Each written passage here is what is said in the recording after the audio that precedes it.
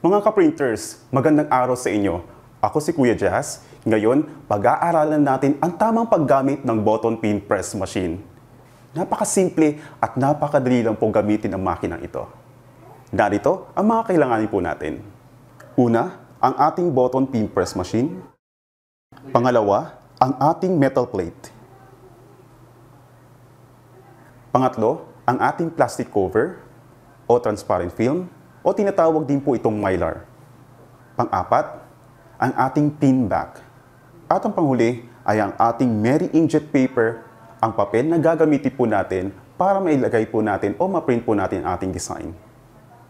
Ang makina po natin ay binubuo ng tatlong molde. Ang mold A,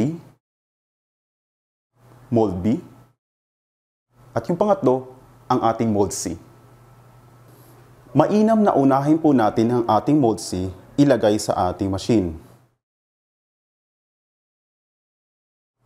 Mapapansin din po na meron po itong napasobra o mga nakausting bakal.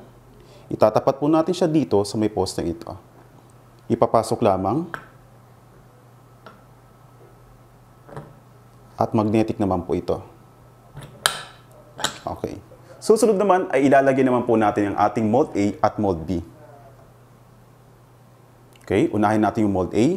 So yung bakal na to, itatapat din po natin sa may poste. I-shoot lang po natin itong dalawang bakal dito sa dalawang butas.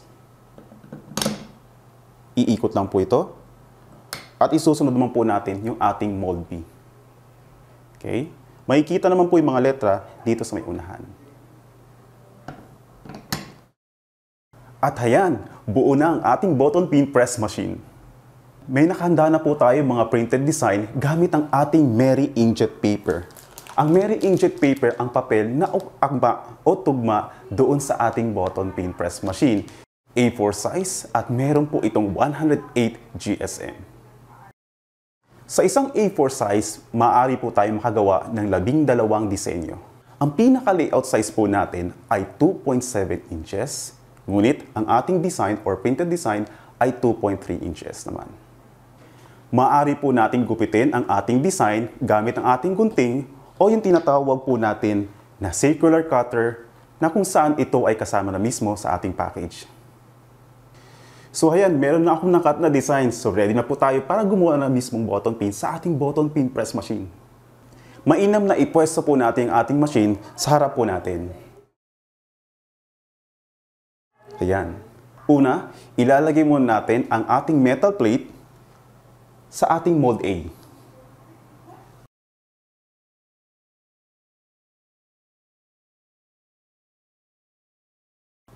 Isusunod natin yung ating design sa ibabaw ng ating metal plate.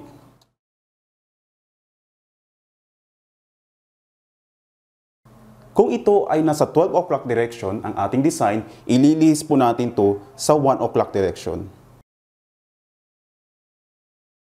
Sunod, ilalagay naman po natin sa ibabaw yung ating plastic cover o transparent film o tinatawag po nilang mylar. Iikot po natin ang ating machine o ang ating molde. At panghuli, ilalagay naman po natin ang ating pin back sa ating mold B, kung saan yung pinaka-pin ay kailangan nasa bandang ilalim po.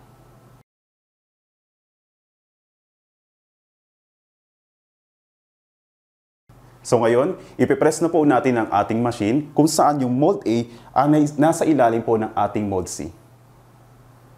Kailangan lang po, ilock lang po natin to o katamtamang puwersa ang gagamitin. Sapat na po yun para pwede natin gawin. Angat. Iikot po natin ang ating molde.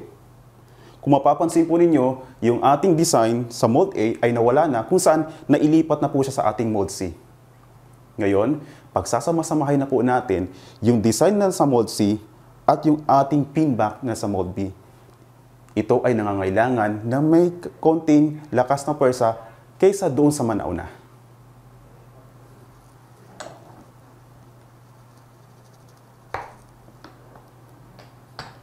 Iikot natin ang ating molde.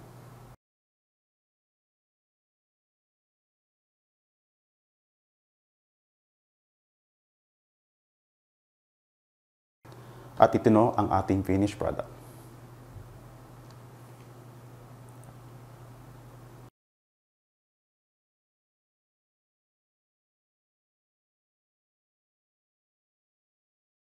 Para naman po sa maintenance ng ating button pin press machine, dahil ang makina po natin ay hindi na po nangangailangan ng kuryente, ito ay mas less maintenance po. Kung sakali man magkakaroon ng pagluwag ng mga mode po natin, meron po tayong gagamitin ng mga tools na nakahanda po or kasama mismo sa ating box. So ayan, ganyan po kadali at kasimpleng gawin ang ating button pin gamit ang ating button pin press machine. Para sa mga katanungan at mga karagdagang impormasyon, maaari po kayong mag-message sa ating Facebook page. Muli, ako si Kuya Jazz at sana may natutunan po kayo sa paggawa po ng ating button pin gamit ang ating button pin press machine.